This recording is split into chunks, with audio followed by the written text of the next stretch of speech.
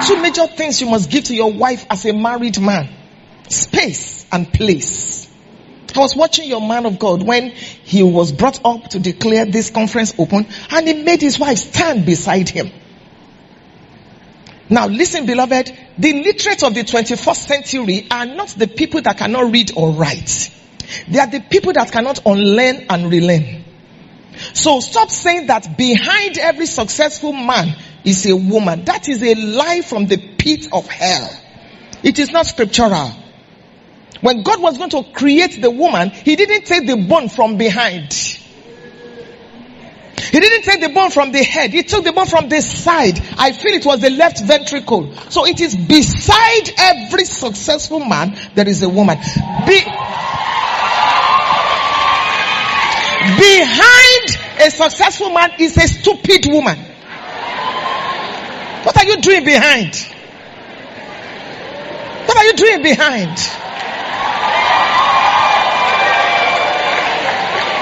Stand beside the man. Fan him to flame. Encourage his heart. And the man should do the same for the woman. You brought me here to speak on marriage. So let's hit the ground running.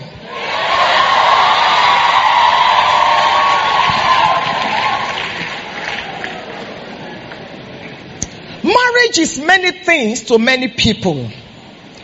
To some people, it is a necessary evil. To some people, it's a formal relationship in which a woman should give birth to children. To some people, it is a servant-master relationship. To some people, it is, let's just do it because everybody is doing it. But we are believers and the Bible rules our lives. Marriage is neither African nor Western. Marriage is biblical. Marriage is a gift of God and a gift from God to humanity. In the African culture, the core African culture, there is nothing called marriage. A woman is only sane. That is Eve. And when she's sane and never had. That's why a man can marry 5 wives. A man can marry 19 wives. A man can marry as many as possible. And when he feels like it, he can send any of them out. And I'm so sorry to say, it's pathetic that even though some men are born again, tongue-talking, heaven-bound, but they still need deliverance from that aspect of the African culture and mentality where the woman is nothing. And it's a pity that some of them are in ministry. If every time, please come my sister. If every time you and your wife are going and you leave her behind, you need deliverance. You're always in the front. And the woman is running to catch up with you. I don't care how anointed you are. You need help. When last did you open the car door for your wife? When last did you wake up in the middle of the night and you woke your wife up to thank her for bearing with you? Who would have married you 15, 20, 25 years ago with all your idiosyncrasies? When last did you wake your wife up in the dead of the night? Not because you want sex, but to just say, I just want to thank you. You made life simple for me. You made ministry easy for me. I know you're not perfect, but I want to bless you today. When last did you leave a check under the pillow for your wife?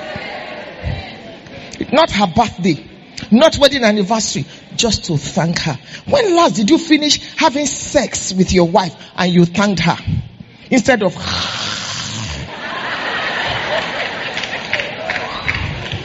can I be real? I'm going to quote the scriptures, but I'm not here to stand by pastors that don't know how to handle their wives. All they know is the book of Hebrews to the book of Zephaniah. Let's be real. You want to be successful in ministry, maybe you need to add this. A lot of pastors' wives are in pain. Because pastors can be polygamists. You are married to the church that Jesus gave you, and you're married to your wife. I remember reading about Yonggi Cho, one of his books. He said one day the Lord said to him, I'm going to take my bride from you because you don't know how to take care of your bride. When you look at the Bible, marriage was founded, quote and unquote, in the book of Genesis. The church was born in the book of Exodus, in the Old Testament. In the New Testament, the church was born when Jesus' body was pierced. But in the Old Testament, marriage preceded the church. Please listen to me. Few minutes that I have to spend with you today. I have prayed and I trust God that it will be about destiny.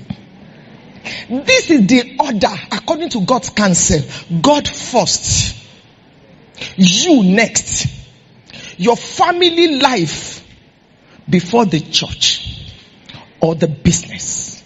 Because pastor, you will not sleep on the altar, all things being equal. If you don't take care of your home, there are pastors' children that don't want to serve their God. Because we do not know how to set these priorities in place. And can I shock you, like my husband will say, don't die for the church. The person that could die for the church already died for the church. If you die for the church, you have only died in vain. And there is nobody that cannot leave your ministry. Don't be deceived. You are not El Shaddai, else you shall die. Sir, we'll be with you forever. We are here to stay. Lie. Tomorrow they will come and tell you they just gained admission to Australia. They are leaving. The only person that cannot leave you is your spouse. Even your children will leave. They'll go get married. Recently I was walking through our house and I said, why did we even build this big house? What were we thinking about Jesus? These children, they are gone. Canada, America, this one, where are they? That's the truth.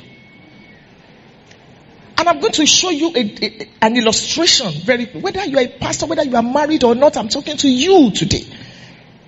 Please plan for the evening of your life so that you will not be lonely. And as pastors, we need to think, because sometimes it can be a thankless job. You kill yourself, you labor, you study. You think it's easy to preach for 1 hour.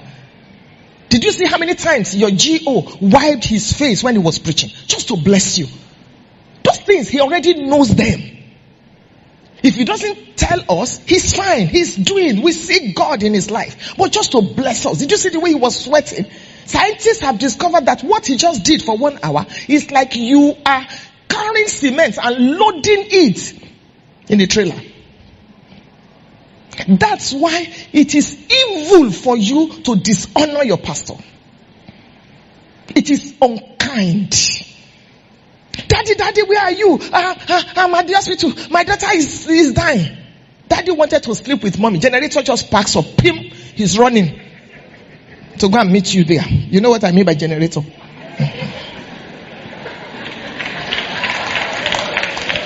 And yet some of you will still abuse the mommy. Some of you will still abuse the pastor. Some of you will still talk against their children. Laboring with their lives. And you'll be abusing them with your fingers or with your mouth. It's evil. It's unfair. Because if he had been working for Shell or Chevron, will he not have access to the things that he has access to? And then you think it's church money. Rubbish. Let's not even go there. So please, set the priorities. These are the 5 most important things in your life. Number 1, God. Number 2, you. You are not inferior to anybody. God is the most important. God did not create a world in which he will not be needed. There is a vacuum in the heart of every human being that is God-shaped. Only God can fill it. Therefore, I don't want to assume. If you are not yet born again, give your heart to Jesus. And when I'm closing, I'll be privileged to lead you to Calvary today. That's the most important. Thank you for watching. I hope this message has blessed your heart and strengthened your understanding of God's purpose for marriage. If you found this teaching valuable, please like this video, subscribe to the Nita of God channel, and share this with someone who needs to hear it. Together, let's build stronger marriages, healthier relationships, and Christ-centered homes. May God bless you, and I will see you in the next message. Bye-bye.